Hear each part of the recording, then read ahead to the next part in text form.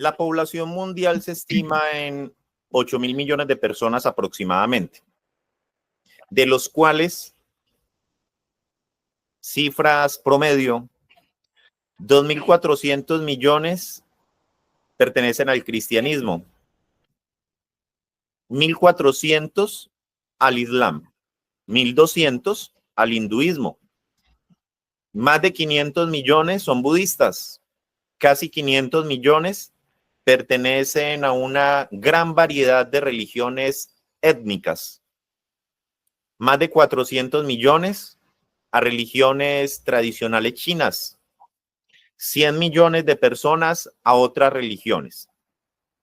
Esto nos da un total aproximado de 6.500 millones de personas que se autorreconocen en una religión.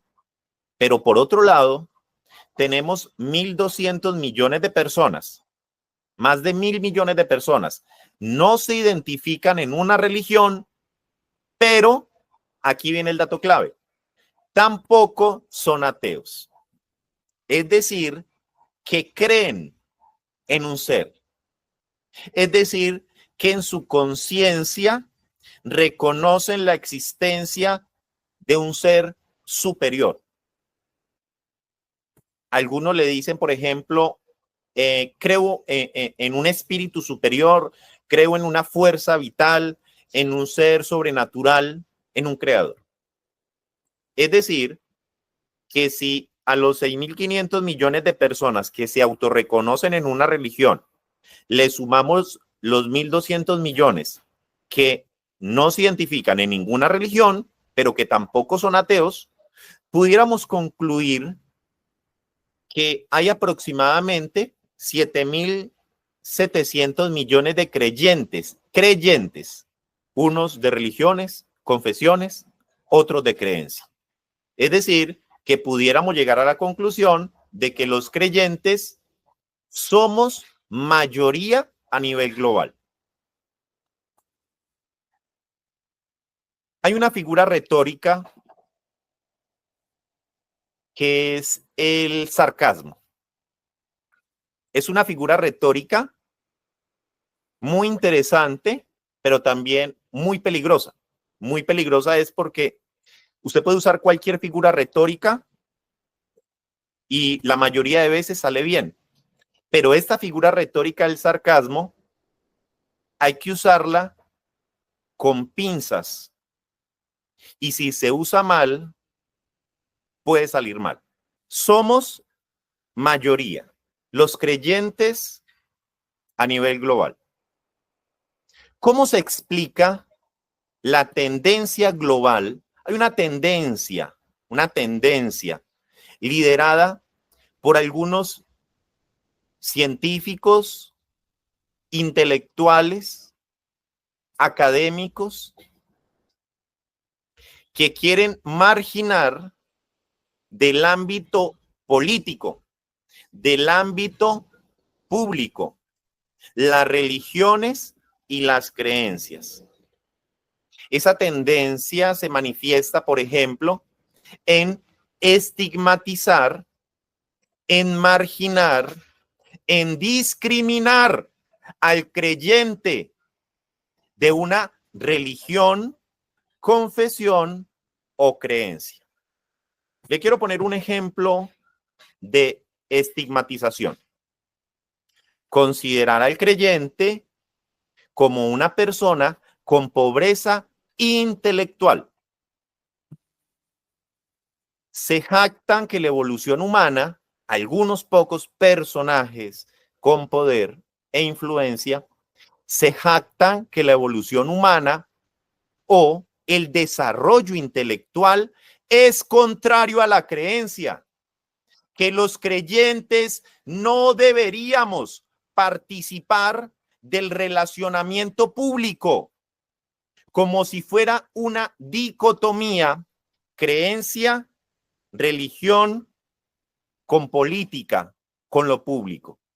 ¿Cuál es su análisis al respecto?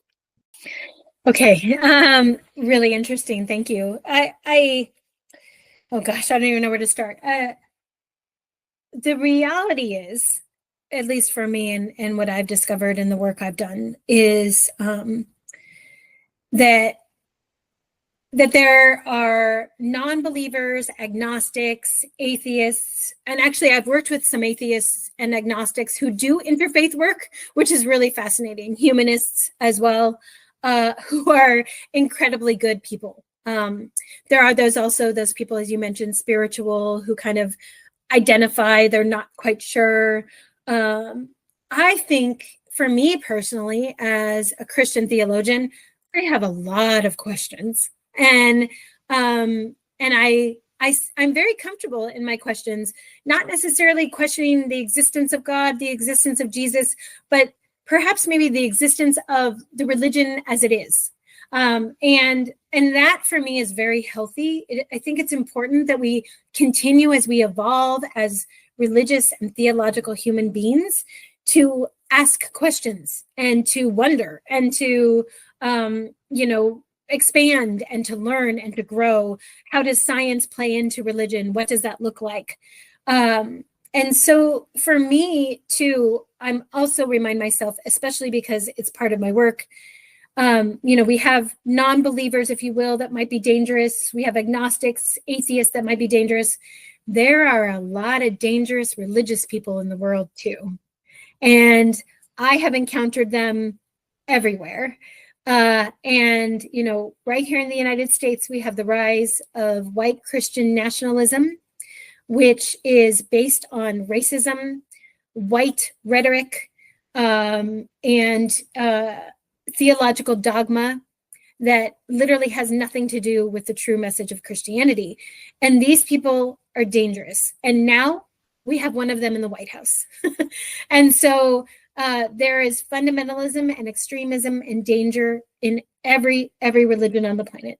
And what I see that as is that's humans, not necessarily the religion itself, but it's humans stepping in, wanting power, wanting to take that dogma, that fundamentalist view, that extremist view that causes harm and has caused harm for thousands of years. And so as I work in that theological context, I'm very aware of how that plays into peace building, how that plays into our political realm, how that plays into our understanding of the world, our cultures, how that plays into science. I think my view is if, we have science because God wanted us to. I mean, science is a good thing, and so I think as we approach this and as we're trying to learn and understand all of these facets, because what you said is a lot, right? And there's so much context in there that, a short answer is not easy, but I think if I were to summarize, it's again, recognizing that we were all human first. We might have been born into a religion and we might have been born into a culture, wherever, a different race, wherever we are in the world. But the reality is that we are all born human first. And unfortunately, most humans are flawed. And I would say all of us are flawed. All of us are flawed. All of us are wounded. All of us move through the world in that context.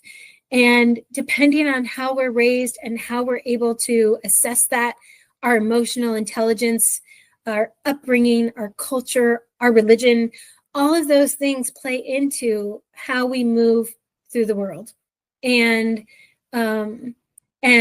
dictate our actions. And so when we're talking about dangerous people in politics not wanting religion in there, there's a part of me that thinks, well, what about the dangerous people who are religious, right? And so trying to find that balance, I'm not sure we're ever going to. I hope we do, because I feel like right now our world it's not just here in the United States, we are in a perilous place with different sorts of political movements that are causing harm. And many of those people are in that space who are pushing religion out, who are perhaps acting out of their own religion. And so it's twofold as I see it. And it's such a deep question. I could go on and on. But I just feel that as we approach these topics, for me, at least, as a responsible theologian, I approach these topics as someone who needs to see all of it. Doesn't mean I agree with it, but I have to understand all of the context as much as I can. And I have to work within those contexts, and I have to work with those people. There are some people that I work with right now who, are very far right, if you will. And I don't agree with them politically, but I have to work with them, because if I don't work with them, then I am on one side and they're on the other side and nothing gets done. And so that too is part of this process. I do, though, think in a post-COVID world that working together is much, much, much harder than it was just 10 years ago. So there's that as well. And I could contribute that to, again, to fear, a post-COVID world, mental illness, so many different things are happening right now in the world. And so, anyway, I could go on, but I don't want to, I don't want to take up too much time on that question, but that was a very, very good question. Thank you. Very thought-provoking. So. Pudiéramos decir que una persona, porque tenga una religión o creencia, no se descalifica, ni califica, ni descalifica en sus capacidades para realizar una labor pública. Y que una persona, porque se declare, por ejemplo, atea o no creyente, tampoco la califica o la descalifica. Pudiéramos como buscar el punto medio. Ni el Estado debería ser gobernado por creyentes como si ese fuera el único atributo y el único mérito, ni tampoco por no creyentes. Deberíamos pensar de una manera más integral, y que todos, por el mero hecho de ser seres humanos, estamos involucrados e inmersos en la posibilidad de aportar al ámbito público y político. En ese escenario, el nivel de análisis no sería que una persona es de una religión específica, sino el nivel de análisis sería el nivel de conciencia, de humanidad, de valores, de cualidades no solamente profesionales, sino también éticas. ¿Está de acuerdo? Yes, I agree with what you're saying, and I just want to offer a quick example of my learning and how and why I approach things the way I do. So after I wrote my thesis at Wellesley, when I was getting my bachelor's on Al-Qaeda, I wrote my thesis on Al-Qaeda and how they misuse religion for political gain. So I've been doing this for a while, trying to understand this. And as many people know, Osama bin Laden was a Wahhabi. He was, practiced Wahhabism, which many people think within the religion of Islam is extremist and fundamentalist and all of those things, which, yes, just like Christianity, Islam does, and Judaism and Buddhism, all religions have a fundamentalist and extremist strand that people take. When I was in India on my second trip in 2006, I was told by Father Santiago, who was with the Interreligious Dialogue Center in Varanasi, that we were going to a Muslim college. And so as I walk through the doors and I see hundreds of men come to the railing to see me, I realize I'm actually in a madrasa, which is an all men's, it can be women, but this was an all men's Islamic school. And not only was it an all men's madrasa, it was a Wahhabi madrasa. And I was the first Western woman to be able to actually walk through those doors. And so that meeting and 2 meetings after that, I went and I sat with these young men who were Pakistani, Indian, from Bangladesh, that whole South Asian area. And every single one of them condemned terrorism. Every single one of them wanted to work in some sort of peace building, if you will, work in the media or write or do television, just every single one of them. And for me, as I sat there and listened to these young men who only months before I had an understanding of what Wahhabism was, of what a Wahhabi Muslim was because of my work on Al-Qaeda. It completely blew everything I understood about this sect of Islam out of the water. And yet if I went to Saudi Arabia and I went to an all-men's Wahhabi madrasa, it would have been a very, very different experience, right? And so part of this work too is really understanding how that cultural context plays into what you're talking about, and how we have to work to understand and work with, I've had people tell me I'm going to hell as a Christian. I've been told to go back to my own country. I was born in San Francisco. So like I've experienced that hatred and that divisiveness in many, many different ways. And for me, as angry as it's made me, as disillusioned as it's made me, I continue to do the work because obviously I'm doing something right. Right. There's a piece of me that understands that. And so while some may not align with me theologically or politically, I'm okay with that. But I'm willing to work, if they're willing to work with me, I'm willing to cross that bridge, because I think that's the only way, that we're able to get over this, where we are right now in the world. And, it might sound utopian, but that's kind of where that's the space that I work in.